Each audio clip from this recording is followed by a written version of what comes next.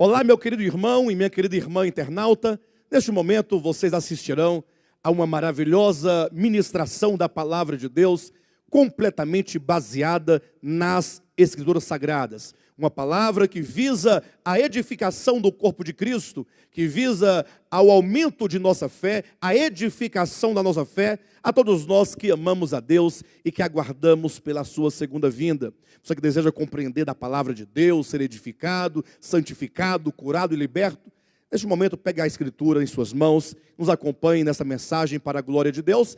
Não se esqueça que no final você pode inclusive compartilhar com seus amigos essa mensagem, pode sinalizar com um joinha aqui embaixo do seu vídeo e mesmo tecer os seus comentários em o nome de Jesus. Amados, vamos pegar nossas Bíblias neste momento, vamos abrir na Epístola aos Hebreus.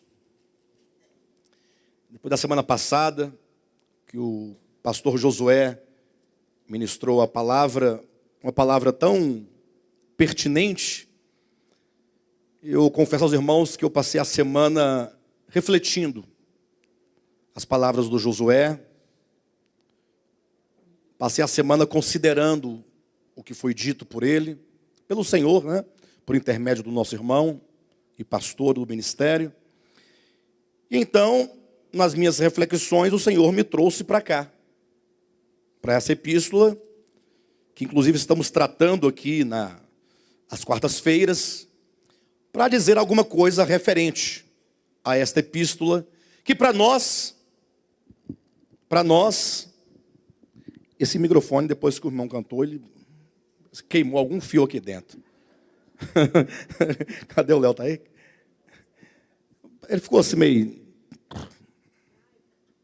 drive.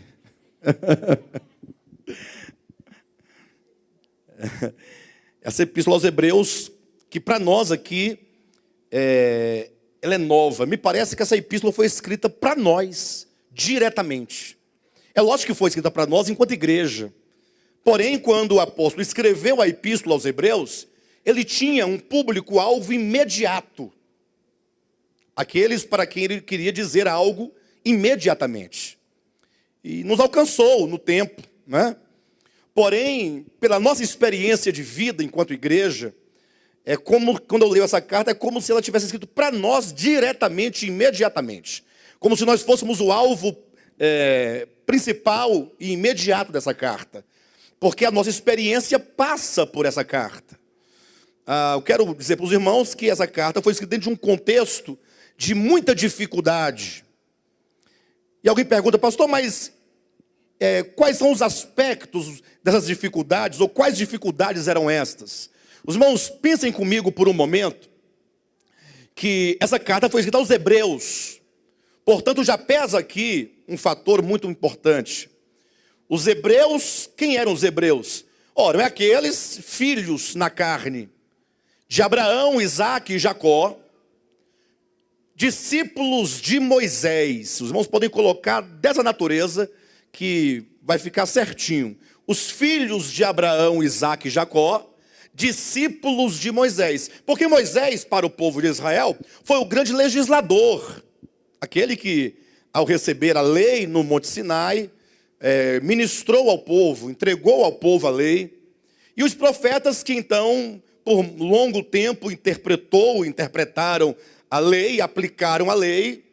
E depois ainda vieram os escribas, aí depois vieram ainda os fariseus, os saduceus, os zelotes, ou seja, um tanto de lideranças e de seitas dentro do judaísmo, que fez do povo de Israel um povo devotado, a despeito de qual linha eles fizessem parte, mas um povo completamente devotado à religião judaica. Eu não sei se os irmãos já consideraram isso, acredito que a maioria já considerou isso. Até peço que os irmãos ouçam o que eu estou dizendo, assim, com a sua mente mais concentrada, procurando compreender a matéria, não somente a matéria, mas a essência do que se diz, para que isso se esclareça dentro de você. Então, quando Cristo veio, quando o Messias prometido veio ao mundo, aconteceu que os judeus não reconheceram o Messias. E mesmo que você saiba disso, está cansado de saber, o que devemos considerar não é simplesmente o fato de eles não terem reconhecido o Messias, mas os motivos pelos quais eles não puderam reconhecer no Messias o Messias de Deus. É que a doutrina que eles haviam recebido na tradição, desde Moisés, e agora passando pelo filtro e pelo olhar dos escribas, dos fariseus, dos anciãos, dos zelotes, dos essênios e de tantos outros, acabaram que eles não reconheceram aquela doutrina judaica na pessoa do Messias. O Messias para eles era um estranho, porque o Messias, ele trouxe a essência daquela verdade dada por Moisés. E o povo não conseguia ver essa essência. O povo podia ver apenas o invólucro, a parte material das Escrituras. De sorte que Cristo, ao priorizar a verdade quanto à sua essência em relação ao sábado, em relação à purificação, em relação aos pecadores, no trato para com os pecadores, nos relacionamentos, os judeus, os hebreus, eles não podiam ver aquilo ali nas suas doutrinas materiais. E o resultado eles não sabem, eles mataram o Messias. Os judeus foram que se organizaram nas suas lideranças e levaram o Messias à cruz. Agora, imagine que Cristo tendo morrido e ressuscitado, agora muitos hebreus foram sendo ganhos pela mensagem do Evangelho para Cristo. Então um hebreu, quando se convertia a Cristo, ele enfrentava um baita de um problema. Porque os seus familiares, o seu povo, a sua nação, os seus vizinhos, os seus amigos, não podiam admitir que um hebreu se convertesse a Cristo. Talvez os irmãos aqui possam ter passado por isso, eventualmente, lógico, em muito menor escala, quando você veio para De Volta à Palavra. Seus familiares falaram o que com você? Eles gostaram? Te aplaudiram? Que maravilha, parabéns! Você está melhorando, ou ficaram revoltados com você? E até hoje estão revoltados, muitos deles. Agora você imagine, e isso é porque nós não temos nenhuma tradição, enquanto nação total, da religião anterior. Agora, naquele tempo, não, os hebreus, como nação, eles eram todos judaizantes. Então, quando um hebreu se convertia, ele já enfrentava um problema, porque ele tinha que sofrer uma ruptura muito grande com seus patrícios, com seus familiares, com seus irmãos, e sofria uma ruptura com a sua própria história. Os irmãos pensam que isso é fácil? Passar por isso? Essa ruptura é fácil? É quando você tem que amar mais a Deus do que a si próprio, do que aos homens. Não que você deixará de amar as pessoas, mas é que quando o Evangelho entra no seu coração, em detrimento à religião anterior, você terá que tomar uma decisão, uma atitude. Ou você sairá com Cristo para fora do arraial, levando consigo o seu vitupério, ou você vai permanecer no meio religioso tradicional, ganhando o favor dos homens, porém negando a fé que Deus colocou no seu coração. Então os hebreus sofreram esse primeiro impacto. Agora, o que os animava, atenção, os irmãos sabem que todo o início, o que nós costumamos chamar de primeiro amor, né? Baseado lá em Apocalipse, capítulo 2, todo o início é muito empolgante. Porque nós estamos ainda com algumas esperanças. É como que dissesse, bem, agora eu encontrei. No caso dos hebreus, eles pensavam, bem, agora nós encontramos o Messias e há uma promessa de que ele voltará em breve. Eles pensavam que isso voltaria ainda naquele século ainda, pensavam.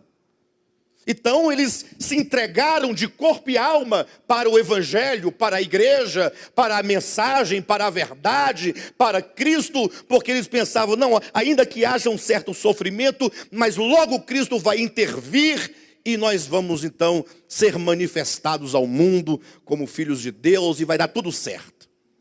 O problema é que para Deus um dia é como 1000 anos. E 1000 anos é como um dia.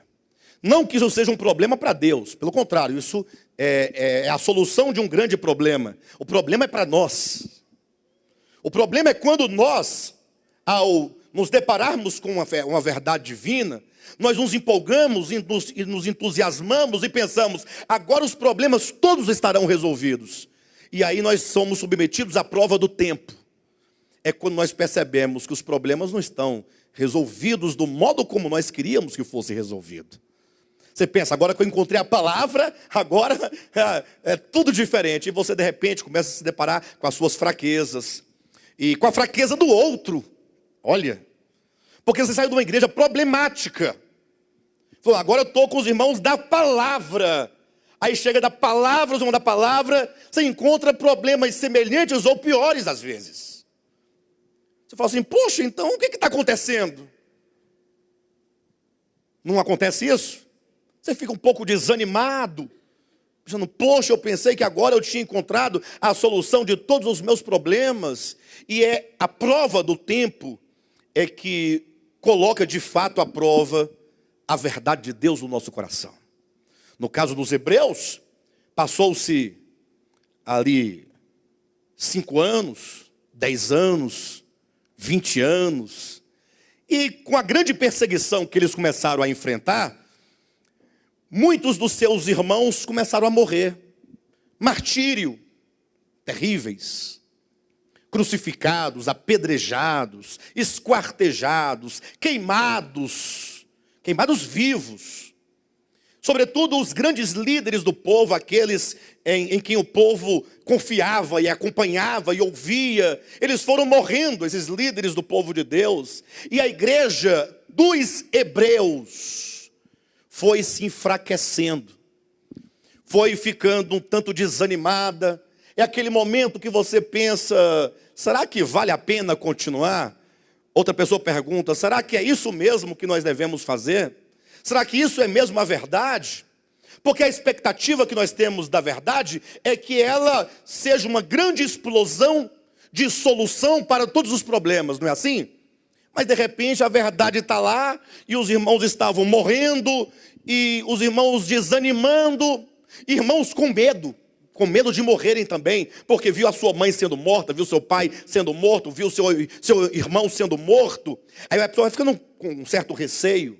E a igreja foi enfraquecendo, a igreja dos hebreus foi enfraquecendo por volta do ano 60, 65, 68, foi se enfraquecendo.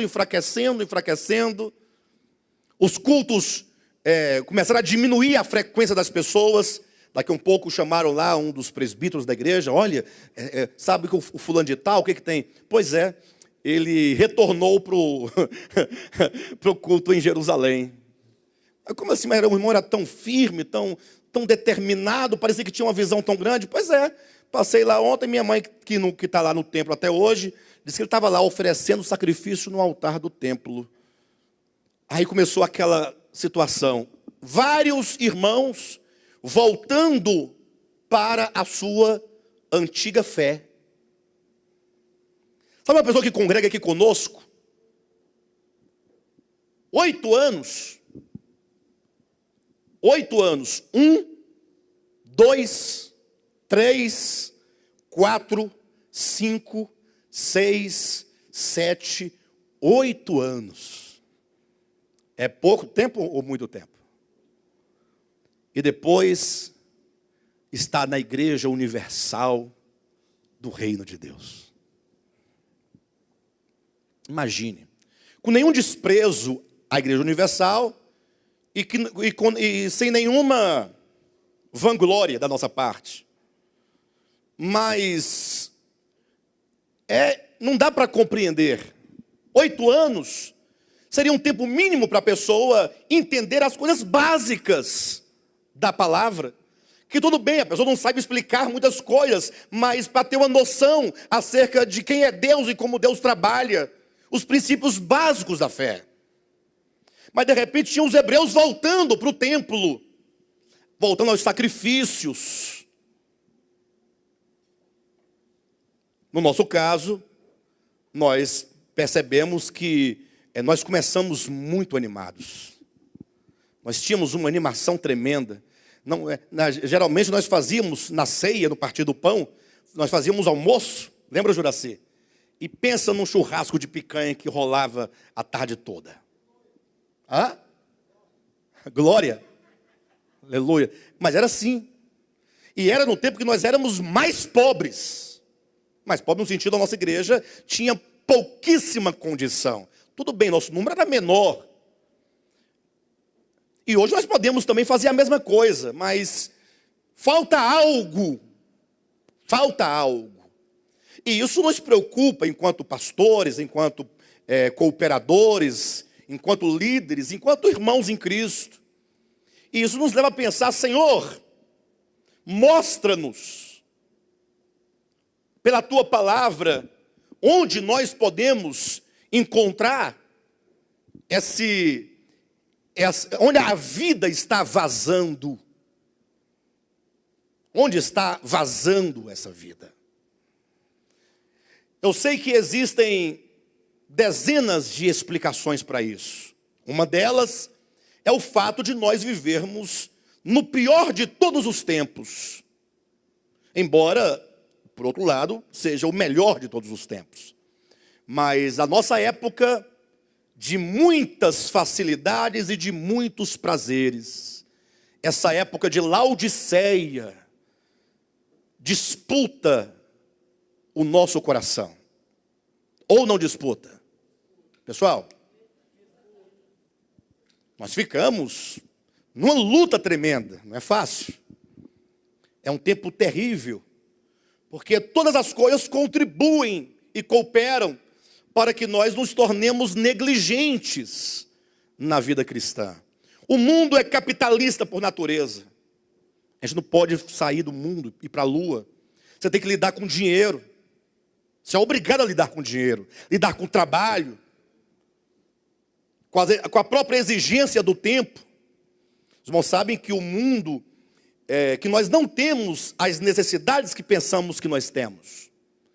A necessidade é de comer, de vestir, de morar. Agora, o mundo ele vai criando necessidades para nos vender a necessidade. Então, até um tempo desse, as pessoas não tinham telefone em casa. Quem tinha condição, ou pelo menos era visto como quem tinha mais condição. O telefone fixo custava um absurdo. A gente tinha que ir por orelhão, com aquelas fichinhas telefônicas, lembra? Hoje em dia, o filho exige do pai um telefone celular. E bom. Não é aqueles pequenininhos, não. Que caía no chão e nunca quebrava. Nunca quebrava.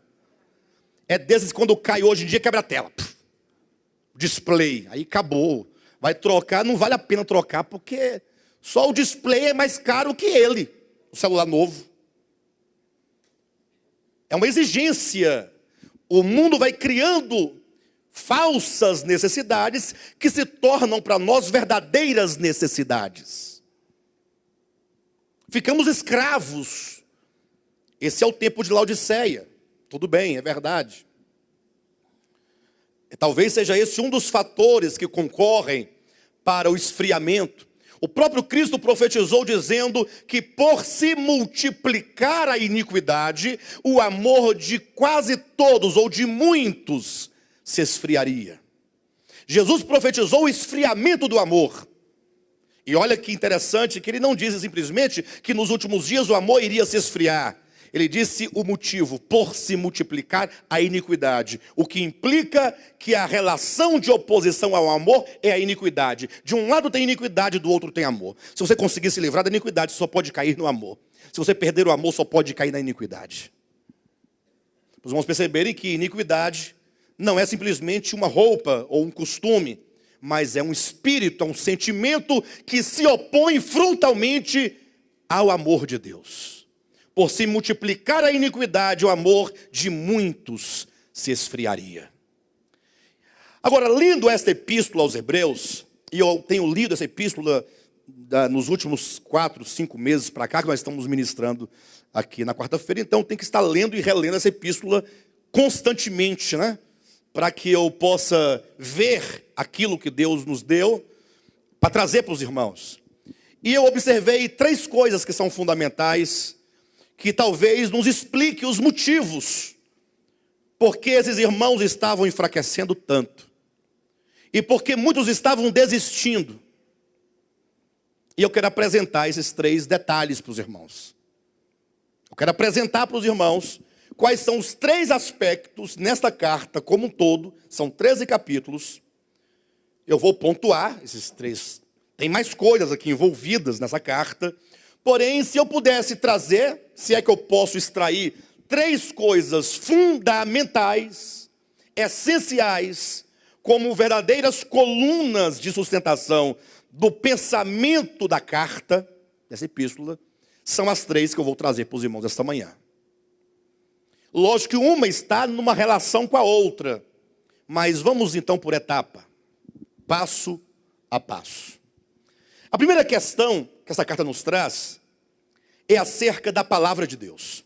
Capítulo 1, versículo 1, 1 e 2 diz assim: havendo Deus outrora falado muitas vezes e de muitas maneiras aos pais pelos profetas, nesses últimos dias nos falou pelo Filho, a quem constituiu o herdeiro de todas as coisas, pelo qual também fez o universo.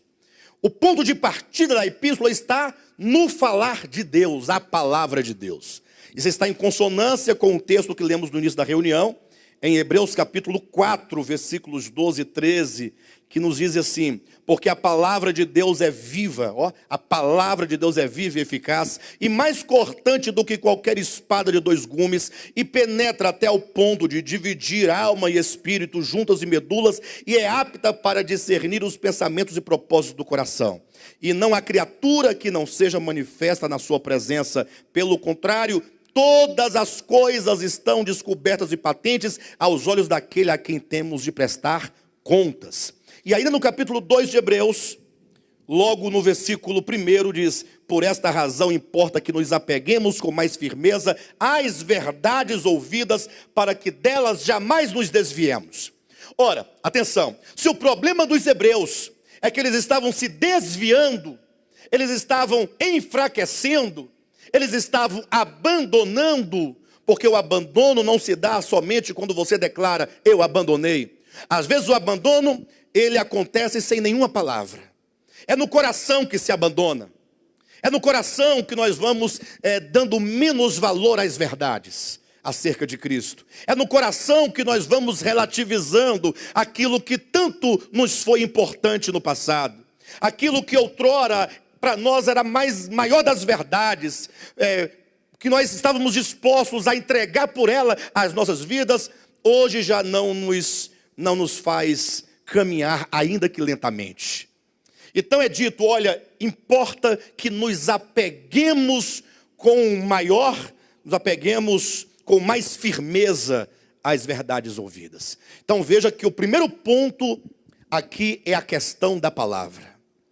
E para tanto é preciso que nós tenhamos o discernimento, porque é dito que Deus falou muitas vezes.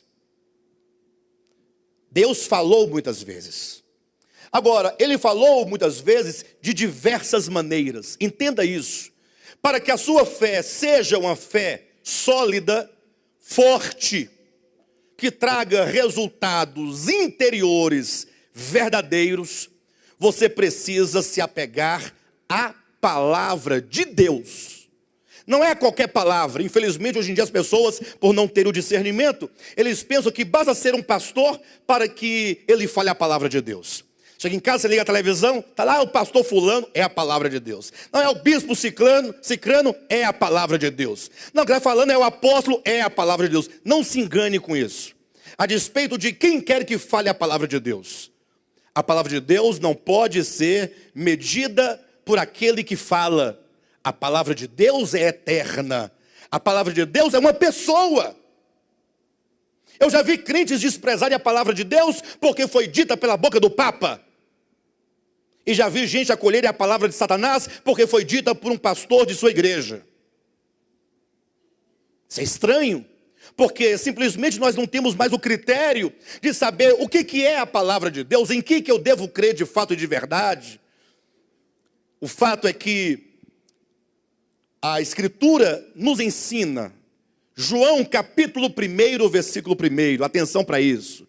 No princípio era a palavra, e a palavra estava com Deus, e a palavra era Deus. A palavra é Deus. A palavra de Deus é Deus. João capítulo 1, versículo 14. E a palavra que é Deus se fez carne e habitou entre nós. Coloque no seu coração, nós devemos crer na palavra de Deus.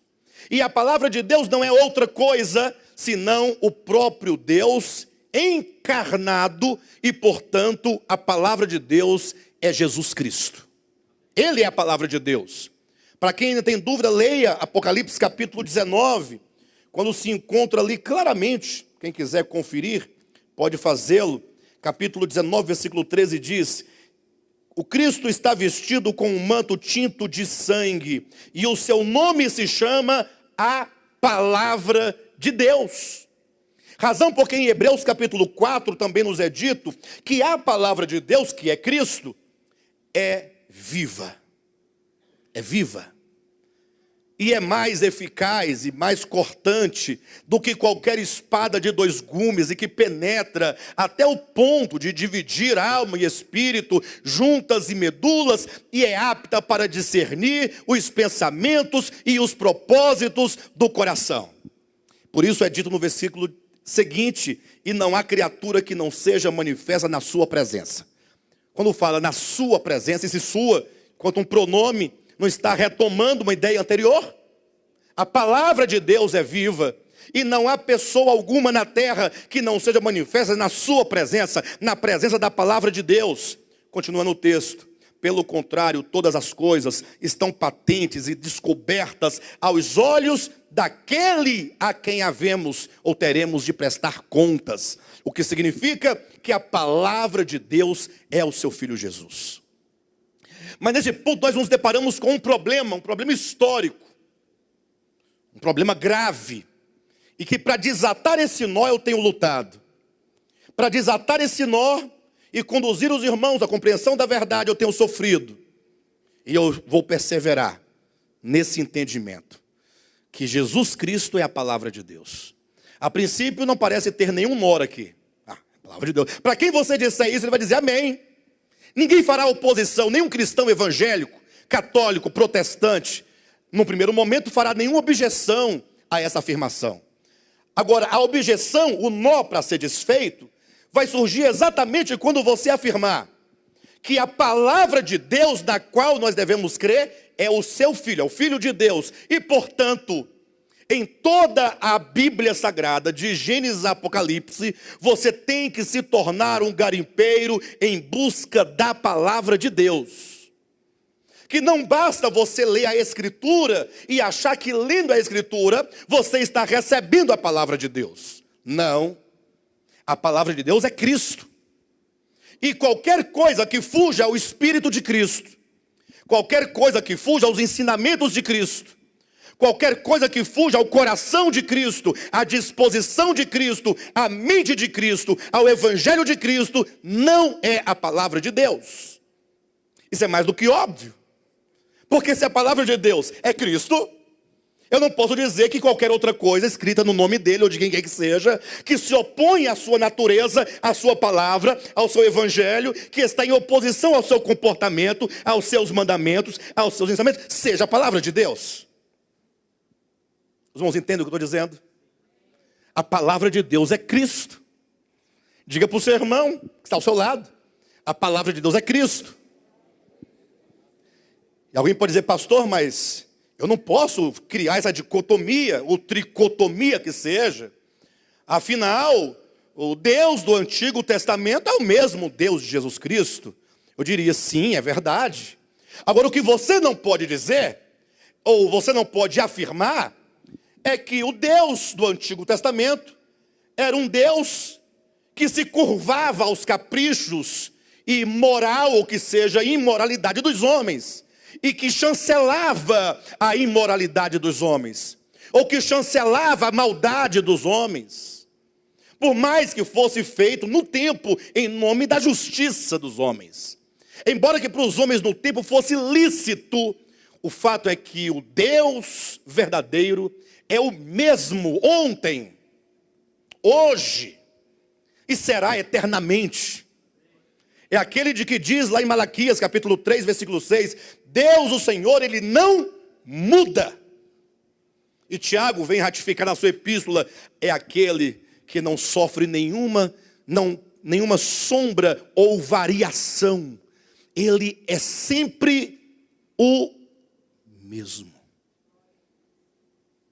E para os irmãos entenderem mais ou menos o que é o Pai, o que é o Filho, a palavra dele, e o Espírito Santo, basta você ler aqui em Hebreus capítulo 1, versículo 2, ou que seja, versículo 3, diz assim: Ele, falando do Filho de Deus, falando da palavra de Deus, Ele que é o resplendor da glória e a expressão exata do seu ser, do ser do Pai, sustentando todas as coisas pela palavra do seu poder, depois de ter feito a purificação dos pecados, assentou-se à direita da majestade nas alturas. Eu quero apenas grifar essas duas primeiras informações. O Filho de Deus é o resplendor da glória do Pai e a expressão exata do seu ser. Você quer saber quem é o Deus do Antigo Testamento? Quem quer saber? Você quer saber qual é o Deus do Antigo Testamento? Basta que você não pergunte para Moisés.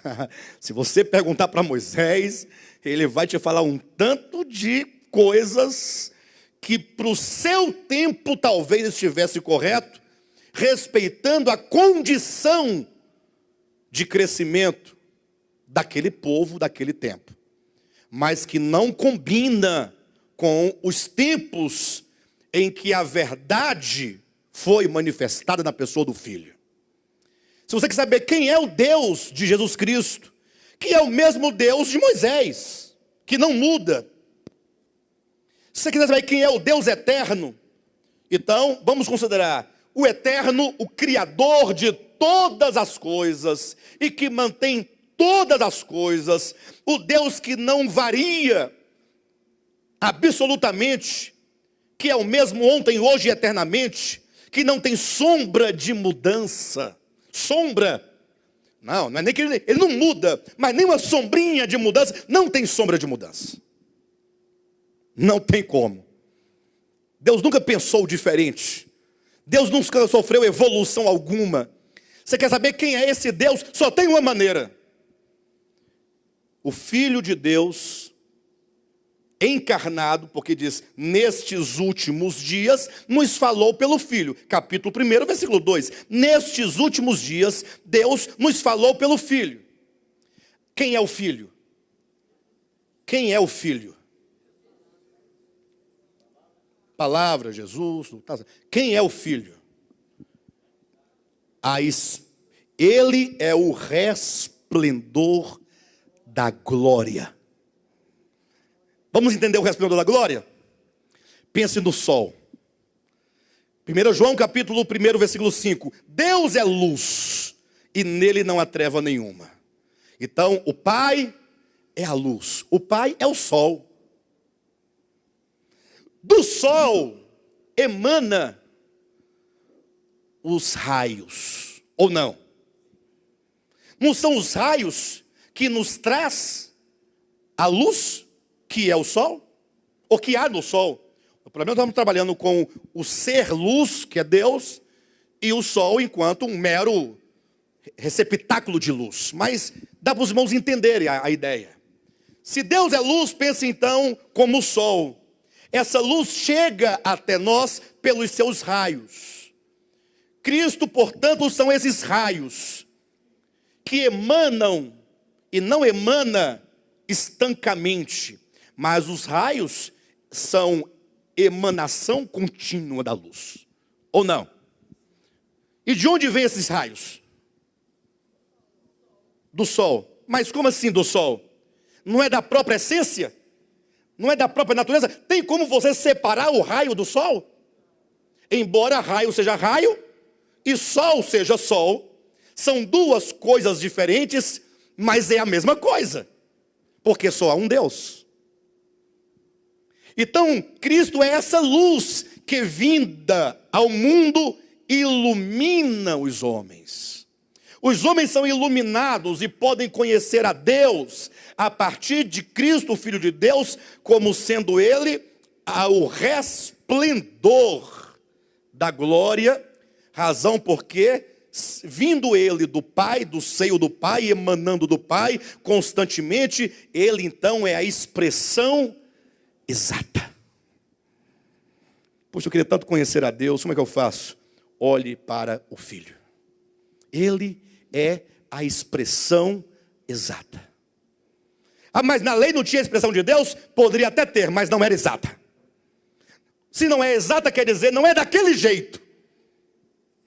Pode até passar um pouquinho de lado, mas a expressão exata, se você quiser ver o rosto de Deus, a face de Deus, o coração de Deus, tem que olhar para a face do seu Filho.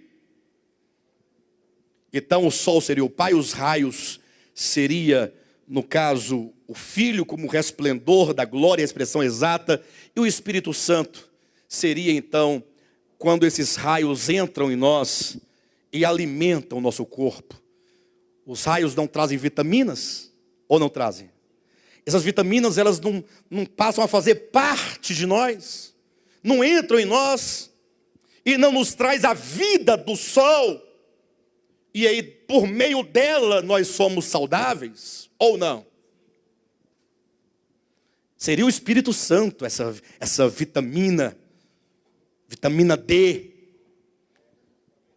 dentro de nós, mas que é o sol, não é outra coisa.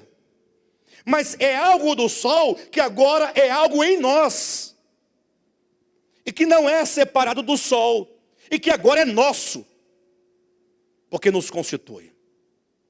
Então o primeiro ponto a ser ressaltado é que a palavra na qual se deve crer, a palavra na qual nós devemos nos agarrar com mais, como diz o texto, com mais firmeza, esta palavra é o próprio Jesus Cristo.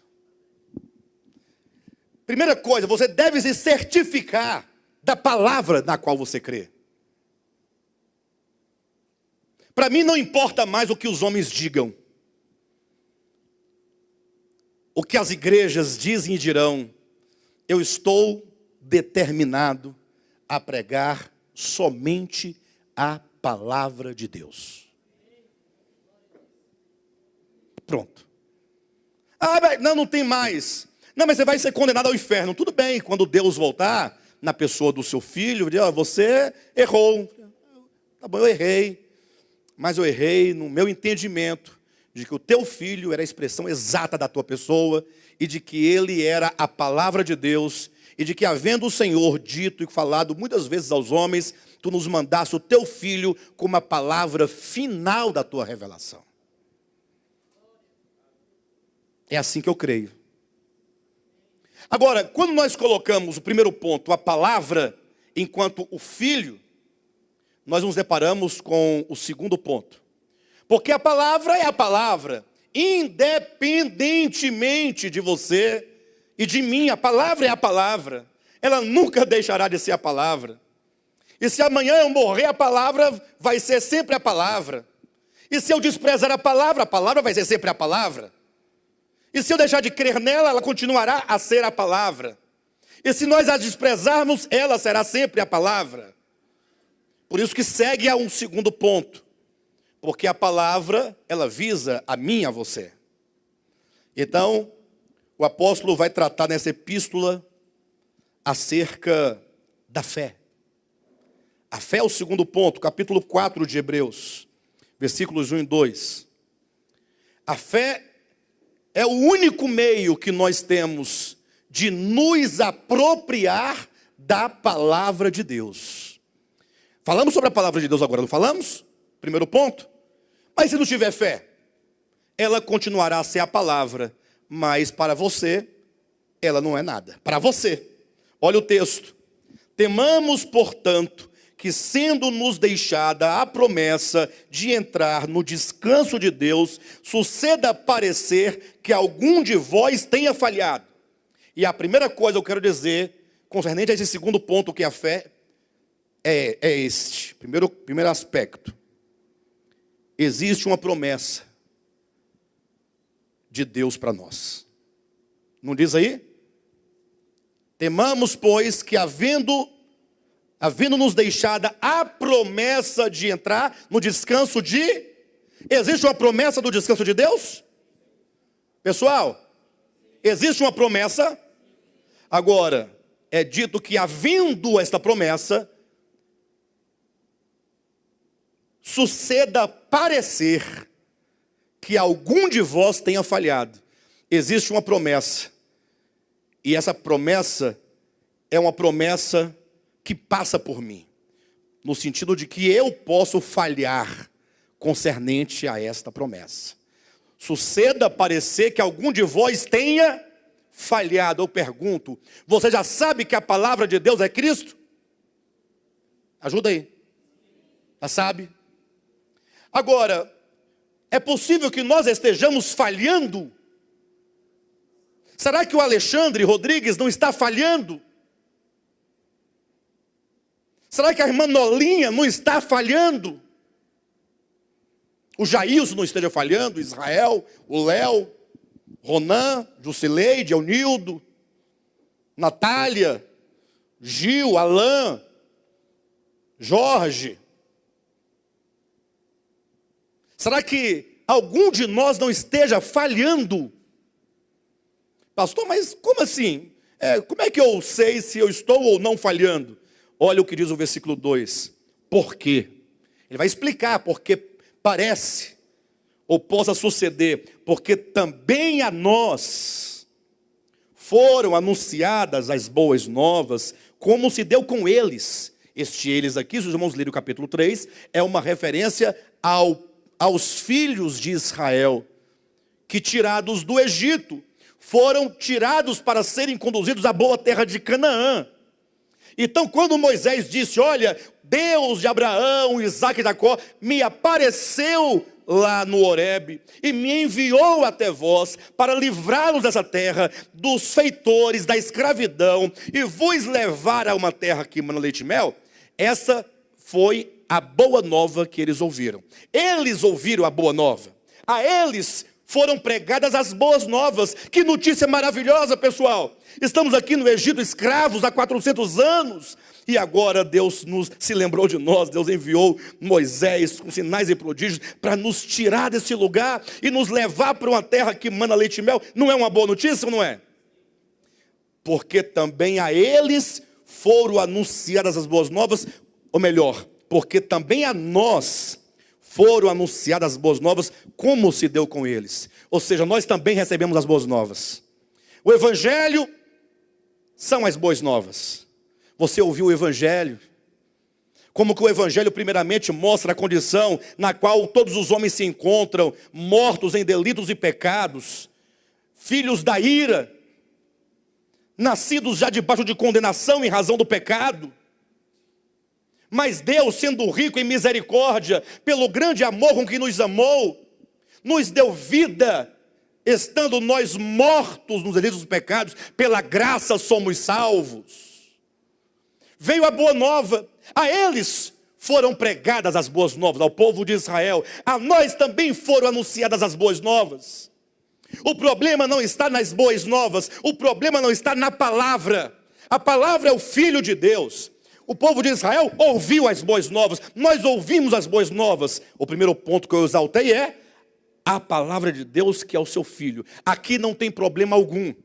Quando o semeador saiu a semear, Mateus capítulo 13, primeira parábola da série de 7 de Mateus, Jesus falou que o semeador saiu a semear, e a semente era a palavra do reino. E a palavra do reino, ela é boa.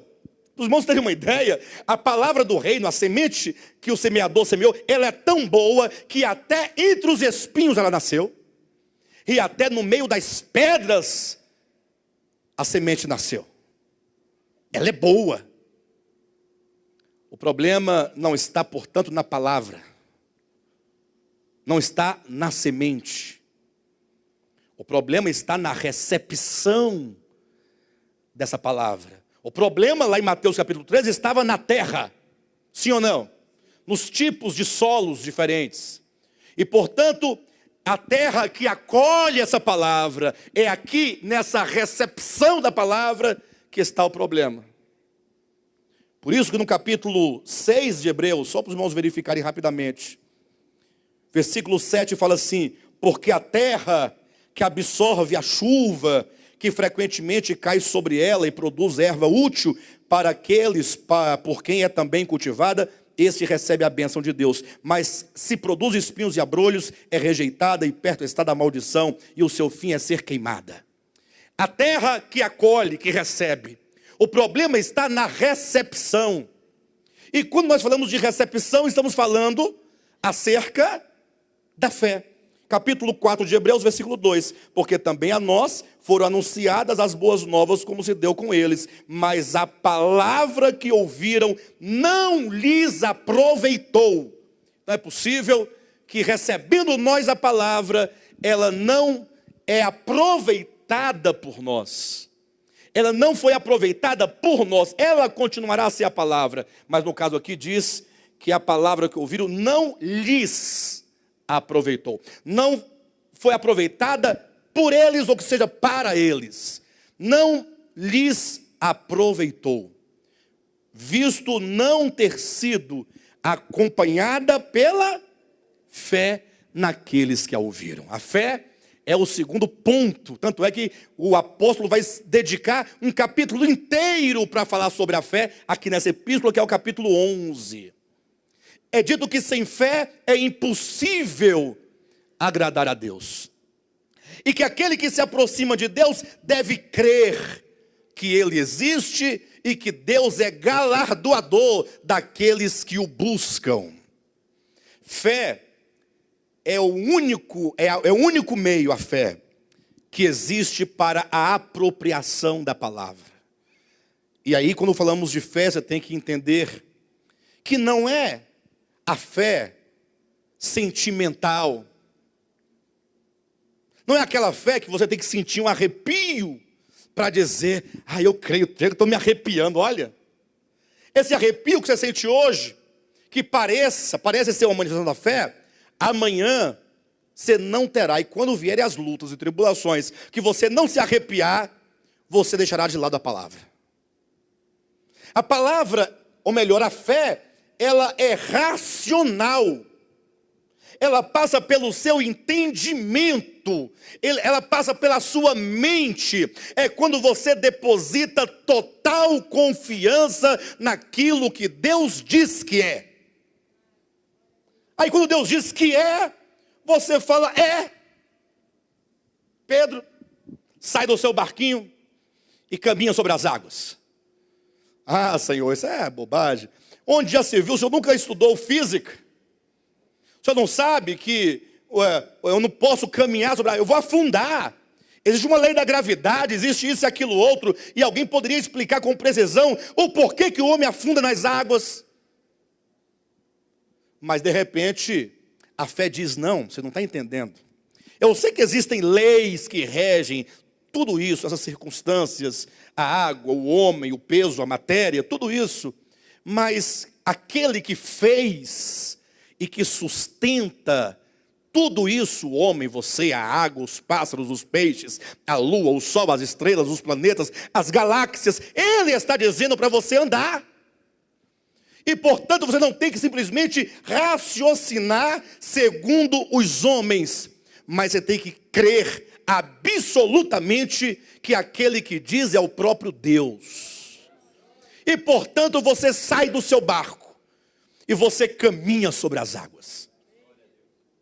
E você caminha, porque é Deus que está dizendo: vem. Quando eu digo que a fé é racional, eu não me refiro que ela é lógica, de acordo com o conhecimento humano. A sabedoria de Deus Para os homens é loucura. E para Deus, a sabedoria dos homens não serve para nada. Eu não me refiro à lógica das ciências dos homens, do conhecimento humano. Quando eu digo racional, é que eu não estou precisando de nenhum sentimento, de nenhum arrepio. Não preciso cair, ninguém precisa jogar em mim paletó, fazer grandes jejuns e grandes orações e fazer campanhas. Não, eu ando por fé, eu ando crendo naquilo que Deus diz que é. E quando Deus diz que é, e eu creio. Quando eu estudo a palavra de Deus, portanto, nas Escrituras, eu compreendo a palavra de Deus, eu digo amém.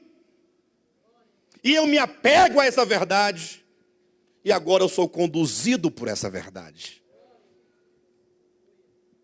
A história do homem, para ficar somente no homem, desde o princípio, em Gênesis capítulo 2 e capítulo 3, é uma questão de fé, de crer naquilo que Deus diz. Qual foi o problema da queda do homem? Leia Gênesis capítulo 3, e você verá que o grande problema lá está exatamente quando o homem criado acreditou na serpente, no que a serpente disse, duvidando de Deus. Deus disse, certamente morrereis. A serpente diz, é certo que não morrereis. Aí você fala, e agora eu acredito em quê aqui? A serpente diz com convicção. Deus diz com autoridade. Em quem eu creio? Eu creio em Deus. Eu creio em Deus. Então a fé é esse crédito que você dá ao que Deus diz. Isso é fé. Se você dá crédito ao que Deus diz, você tem fé. Se você não dá crédito, você não tem fé. O Pai testificou dos céus dizendo, este aí, vocês judeus, hebreus, todos vocês, na hora, por ocasião do batismo de Jesus, Deus disse, vocês estão vendo esse nazareno, que acabou de entrar nas águas, este aí, que vocês o conhecem por filho de José e Maria, cujos irmãos e irmãs habitam no meio de vocês, este é o meu filho amado. Esse é o testemunho do Pai. E se o Pai diz que ele é o filho amado, eu digo o quê? Amém, ele é o filho amado. Ele é. Simples assim. A fé, portanto, é necessária. O problema é que nós ouvimos a palavra de Deus. Nós ouvimos aqui. Aqui só se prega a palavra de Deus. Mas de repente, nós ouvimos e nós não damos o crédito. A gente ouve sem ouvir. Muitas vezes. A gente escuta por educação. Muitas vezes nós estamos completamente indiferentes diante do que se fala, porque a nossa mente está longe daqui. Você está sentado aí, mas a mente está distante. Talvez você esteja preocupado com o que você vai fazer hoje à tarde, a casa do parente que você vai visitar, o jogo de futebol que vai passar. Preocupado com a dívida que você vai pagar, com o dinheiro que vai ganhar. E aí você deixa a palavra de Deus solta. E ela não frutifica no seu coração. Por isso que vai entrar o terceiro ponto. Existe a palavra, existe a fé, e também existe o seu coração e o meu coração. Palavra, fé e coração. Porque, agora no sentido inverso, começando de trás para frente, o coração vai definir. A fé é a fé. A palavra é a palavra. Mas o seu coração não for um coração preparado para isso, se o seu coração não for um coração tratado, você não vai crer na palavra de Deus. Capítulo 3 de Hebreus, versículo 12. Tende cuidado, irmãos, jamais aconteça haver em qualquer de vós perverso coração de incredulidade que vos afaste do Deus vivo. Quando o apóstolo Paulo diz, tende cuidado, irmãos, jamais aconteça haver em qualquer de vós perverso coração de incredulidade, o apóstolo está dizendo, você é responsável. Você tem participação. Você pode estar falhando por você não tratar o seu coração. O bispo Josué disse na semana passada que a palavra de Deus muda até a terra. Que a semente muda a terra. Quem lembra disso? A semente muda a terra. Aí nós ficamos meio espantados. Onde é que ele vai tirar a água dessa pedra? Como é que ele vai provar que a semente muda a terra? Ah, pastor, a semente não muda a terra. Se você dar uma semente boa numa terra ruim, não vai mudar nada. É verdade se você está pensando com a mente de um lavrador. Mas se você entender que a semente é a palavra de Deus, então a palavra de Deus muda qualquer coração. Porque ela é viva, ela é eficaz, ela vai entrando e penetrando e vai separando alma e espírito, juntas e medulas, e vai discernindo. E se você, porventura, estiver ouvindo essa palavra neste momento no seu coração, e você clamar a Deus, Senhor, tira do meu coração os espinhos, Ele vai tirar. Senhor, tira do meu coração os espinhos que são o apego pelas riquezas, e que é a fascinação pelo mundo. Gente do céu, quando fala de riquezas, eu quero que os irmãos fiquem claros acerca disso. Alguns não têm entendido o que eu tenho pregado. Nós já demos muita ênfase aqui na questão das riquezas, mas a questão é que a nossa ênfase sempre foi: a Escritura, ela é absolutamente contrária à teologia da prosperidade. Porque o que é a teologia da prosperidade? Senão um sistema teológico montado, forjado, para tirar o homem de Cristo e colocar a sua esperança nas riquezas. Por isso que diz o apóstolo Paulo em 1 Timóteo capítulo 6, versículo 10, que o amor ao dinheiro é a raiz de todos os males. Não diz que o dinheiro é raiz, diz que o amor ao dinheiro. Os espinhos, portanto, se refere ao amor ao dinheiro.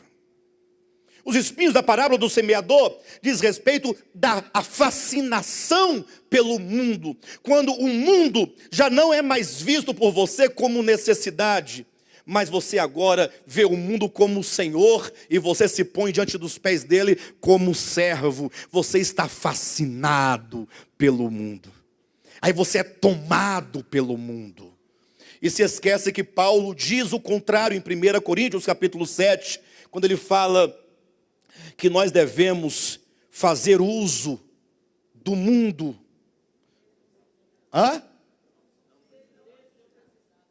Como se dele não precisássemos. Ora, como é que eu posso entender isso?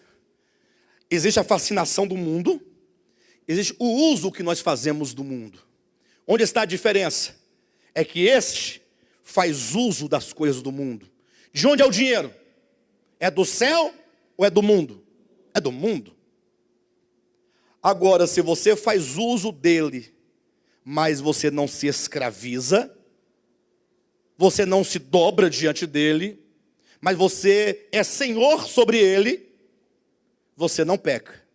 Mas se você andar pela fascinação das riquezas, prostrado diante das riquezas, escravo das riquezas, então você está servindo a Mamon. Então o problema não está na palavra, não está na fé, enquanto fé, está no coração. Que tipo de coração é o nosso? Poderia enumerar aqui uma série de tipos de corações, além dos que estão ali na parábola do semeador. Poderia dizer para os irmãos de um coração enganoso. O coração de Ananias e Safira, lembra? Atos capítulo 5. Cuidado que o assunto de Atos 5 não é dinheiro. Os crentes, quando falam de Atos 5, falam de dinheiro. Porque os irmãos estavam vendendo as propriedades e ofertando a soma à igreja, aos pés dos apóstolos que administravam aquelas riquezas. Aí vão logo para a questão do dinheiro. Não, o problema, e Pedro deixou isso claro quando disse para Ananias e Safira, olha, porventura mantendo a propriedade em teu poder, não seria ela tua? E vendendo e tendo dinheiro nas suas mãos, o dinheiro também não é teu? O problema não é a propriedade, porque ninguém deve ser constrangido a dar nada para ninguém, nem para a igreja, não, para absolutamente nada, é teu. O problema está num coração enganoso. Quando eles viram, Ananias e Safira viram, que o primeiro, Barnabé, o filho da consolação, ele pegou, porque o seu coração foi tocado, foi constrangido, foi quebrantado, e ele falou assim, eu tenho aqui uma terra, está aqui inútil, parada, e aqui os irmãos precisando. Ele vendeu a propriedade por conta própria, ninguém pediu, ninguém exigiu, não teve campanha, não tinha teologia da prosperidade, não tinha nada disso. Ele falou assim, ó, aqui está, eu vendi a propriedade, eu quero que vocês peguem esse dinheiro e que vocês administrem da melhor maneira possível para o corpo de Cristo. Aí logo teve um outro irmão que viu também e falou assim, mas que coisa, eu não tinha pensado nisso, e eu com minha propriedade parada, eu vou fazer a mesma coisa. Aí também entregou também, porque quis, porque foi inspirado pela atitude de Barnabé. Aí daqui a pouco os irmãos foi pegando aquela coisa, aquela fé, aquele amor, aquele cuidado, e os irmãos foram vendendo as coisas, foram entregando voluntariamente. E Ananias e Safira vendo aquilo, falou, rapaz, é complicado vender uma propriedade, é complicado, né? E ter que dar uma propriedade. Mas ninguém tinha pedido, nem exigido, nem sugestionado. Quem estava fazendo era voluntário. Só que eles pensavam, mas se nós não dermos, aqui está o problema, se nós não dermos, nós não seremos os únicos, seremos o patinho feio. Vão pensar que nós somos bode. Fica chato, então nós, por força circunstancial, a pressão do amor dos demais irmãos, o amor nos fez uma pressão, nós somos agora obrigados a dar. Até para que nós também sejamos vistos na mesma medida que os outros são vistos. Olha como o coração é enganoso. Querendo o status, o elogio, aquele olhar, aquele aplauso, resolveram vender também a propriedade. O problema não é quando você propõe no coração vender a propriedade. O problema é quando o dinheiro chega na mão, que você vê aquele montante de dinheiro. Você fala assim, meu Deus, eu tenho que dar tudo isso? É muito. Aí é um problema. Foi aí que eles foram dormir. Não, amanhã a gente leva o dinheiro lá. Aí falamos para eles, nós íamos dar, então vamos dar. Mas também, Ananias, você também tem que prometer essas coisas. Está igual o Chicó e o João Grilo. Promessa sem jeito. Mas não é verdade? É a mesma coisa. Pensa numa noite mal dormida, que Ananias e Safira ficou ali, pensando, amanhã temos que levar o dinheiro. E eles pensavam, olhavam para aquele montão, aquelas ligas que não tinha liga suficiente. Pensando. Ananias orou, com o coração enganoso, Senhor, dá-me uma saída, dá-me uma saída, dá-me uma saída. O coração enganoso é tão terrível, que ele ora. Acredita nisso? Ele ora. E ele acredita que o engano do seu coração é a resposta de Deus. Aí acordou de manhã, Safira, corre. O que foi? Tive uma revelação. Deus nos deu uma saída. Vamos separar só uma parte, a gente separa aqui mais ou menos um quarto. E vamos reter 3 quartos. Vamos ter uma ideia, lá não diz a quantidade não. Levou só uma parte. Aí quando nós entregarmos, a gente fala assim, ó, aqui está todo o dinheiro da propriedade que nós vendemos. Aí nós damos uma parte e ganhamos o prestígio de quem doou tudo. Não precisa dizer por quanto, falar aqui está o preço do terreno. Isso também é um coração enganoso. Percebe que esse coração, que assim pensa, que assim sente, que assim interpreta, que assim age, não é um coração apropriado? Por isso que a pedagogia divina, porque a Bíblia é pedagógica, diz que eles morreram. Mas não morreram porque Deus os matou. Não. Olha aqui, ó, na sua Bíblia, Hebreus, capítulo 3. Vou mostrar como é que acontece. Vou mostrar como é que a revelação interpreta esses juízos que são conferidos diretamente a Deus, e que, sendo de Deus, não são diretamente dele, mas são juízos que recaem sobre os homens, baseado no princípio da justiça divina inerente à própria criação que Deus fez. Hebreus capítulo 3, versículo 16. Ora, quais os que tendo ouvido se rebelaram? Aqui está dizendo o quê? O escritor aos Hebreus está perguntando: dos filhos de Israel do deserto, não saíram do Egito? Saíram? Ele está perguntando quais deles que, tendo ouvido, se rebelaram. Não foram de fato todos os que saíram do Egito por intermédio de Moisés? Versículo 17. E contra quem se indignou por 40 anos? Não está falando da indignação divina?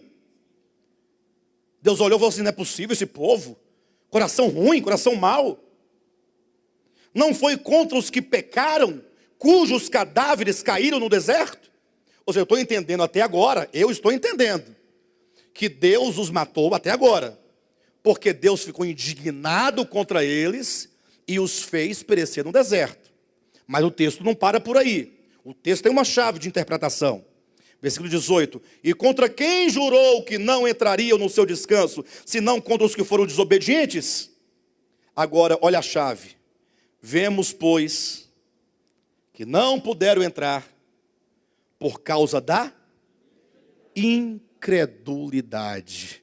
A causa principal, a causa determinante está num coração incrédulo. Todos os corações que não creem, eles vão o quê? Eles vão, versículo 3:12. 3:12, tende cuidado, irmãos, jamais aconteça haver em qualquer de vós perverso coração de incredulidade que vos afaste do Deus vivo. Todo coração incrédulo se afasta de Deus.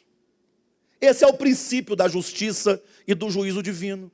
Quando o homem se afasta de Deus, ele se afasta da vida, ele se afasta da luz, da força, do fundamento, da verdade, da cura, da saúde.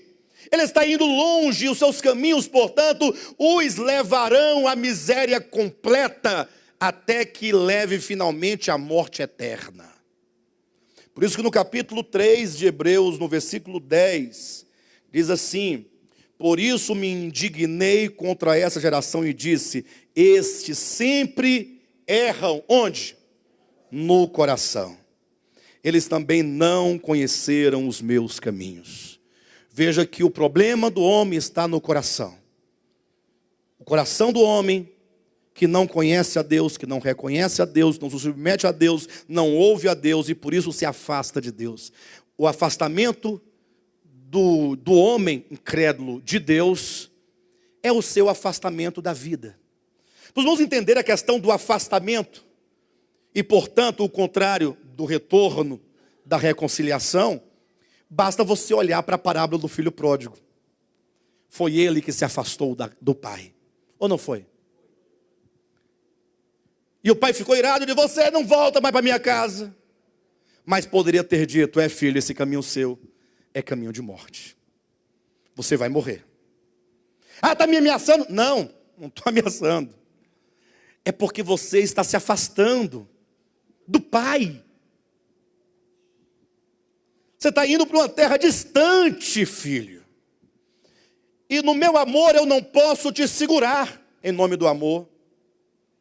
E em nome da justiça, eu não posso te amaldiçoar também. Eu só posso dizer que o princípio da justiça é que se você se afastar da vida, você morrerá.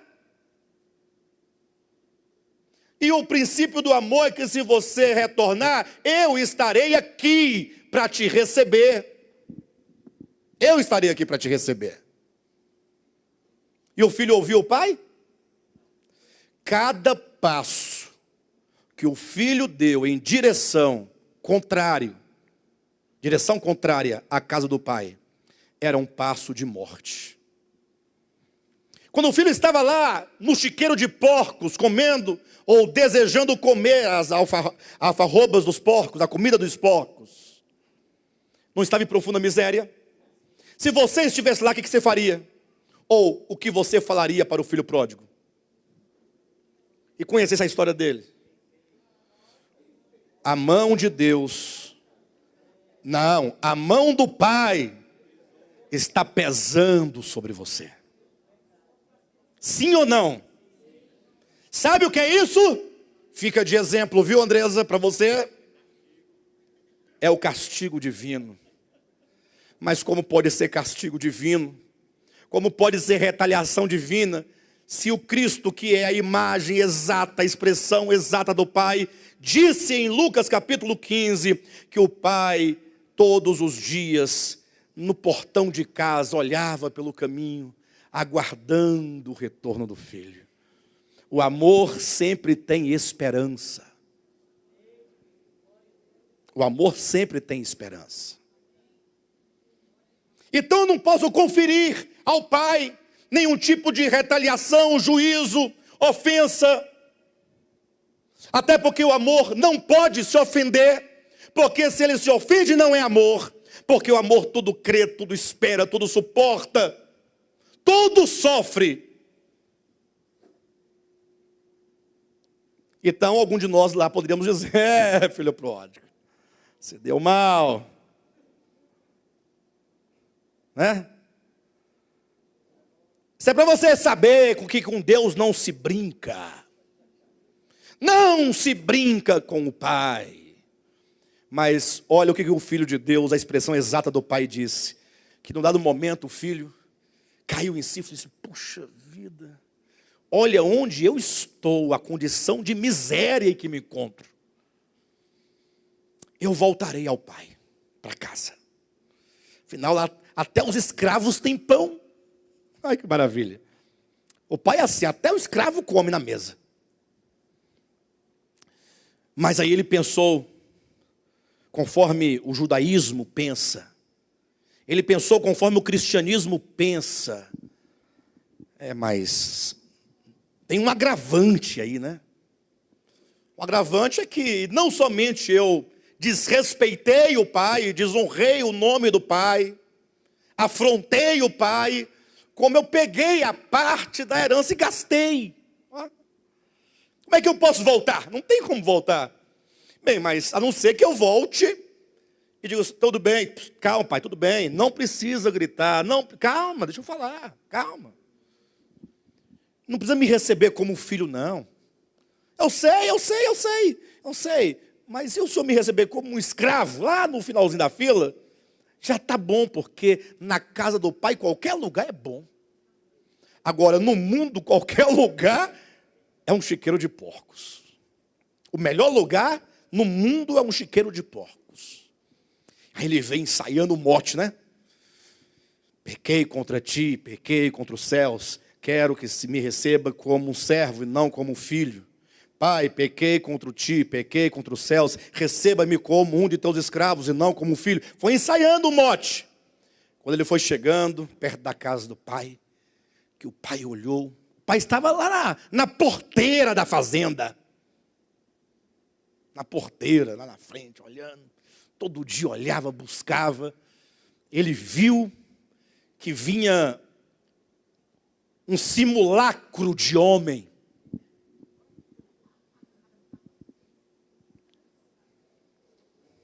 Hã?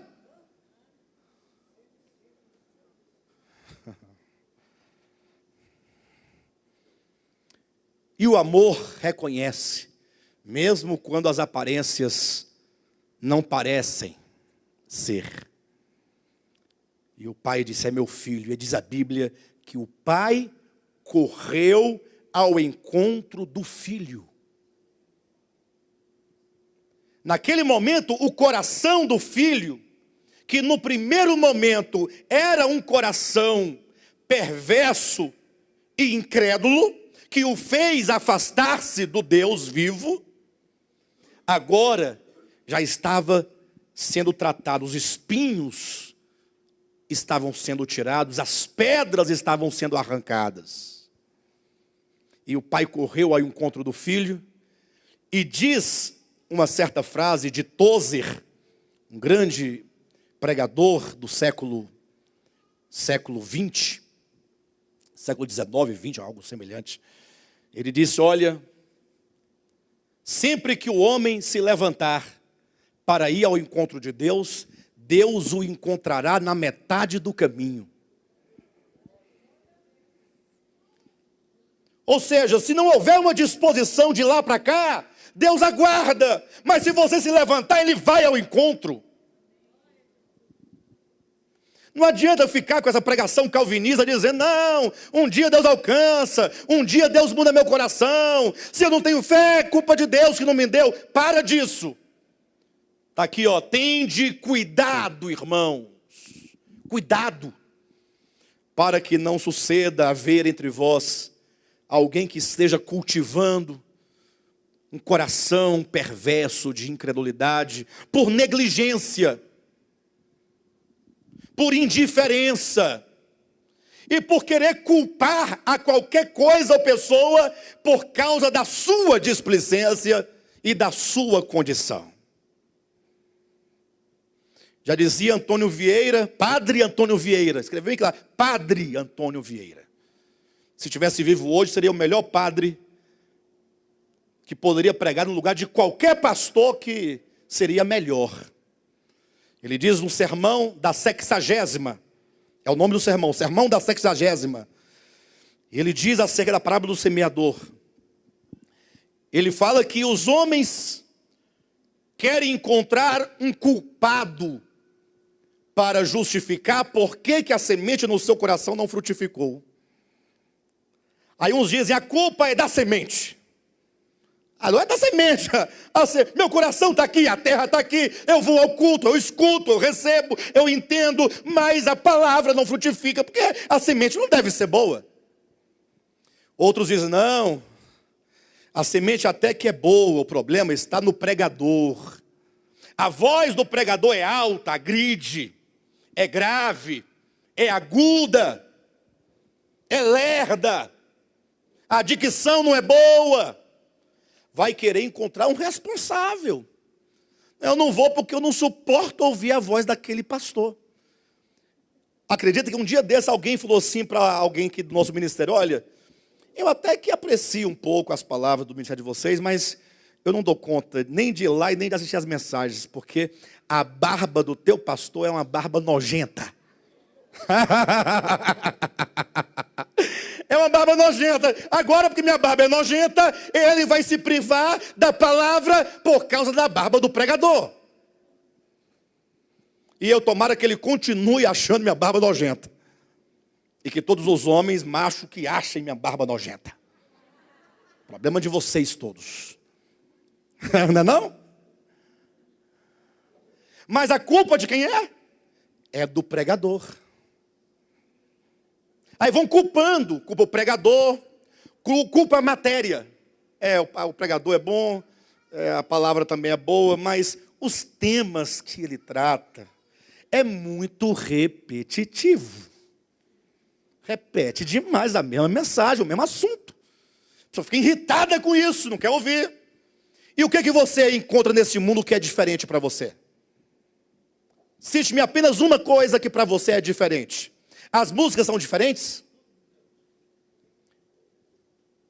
Sertanejo universitário. Quem já se aborreceu, quem gosta ou já gostou? Porque quem não gosta vai, nunca gostei. Mas quem gostou e curtiu de universitário, falou, não, eu aborreci porque tudo é uma coisa só. Não, quando sai uma música nova ele pula. Não é não? É o mesmo ritmo, a ideia é a mesma. É traição. Você vai ver, está com voz de sono, foi mal se te acordei. Sofrência, não muda. Se você for para outro estilo, o arrocha, mesma coisa. O axé, a mesma coisa. Novela muda, né? É a mesma. Irmãos, e o pior, jogo de futebol muda. Gente, a bola sai do meio de campo, vai daqui, vai para ali, perdeu a bola, tocou errado, está impedido. Gol Foi anulado, valeu, não valeu, a briga. Flamengo não sobe, não sobe, não sobe nunca. Não sobe. E o Vasco, quando sobe para a primeira, volta para a segunda. Não muda, não muda, não, nada muda nesse mundo. Nada muda. E você quer que a palavra seja uma palavra para cada dia. Você quer que a gente invente uma palavra? E a palavra dos pentecostais muda? E dos padres mudam? E a de Deus? Muito menos. Muito menos. Embora seja ela sempre nova. Sempre que você ouvir a palavra de Deus, no Espírito ela cai nova no seu coração. Para quem não tem fome, qualquer comida é ruim. Verdade. Queridos, está aí a palavra, a fé e o coração. Esses 3 pontos. Guardem isto no coração.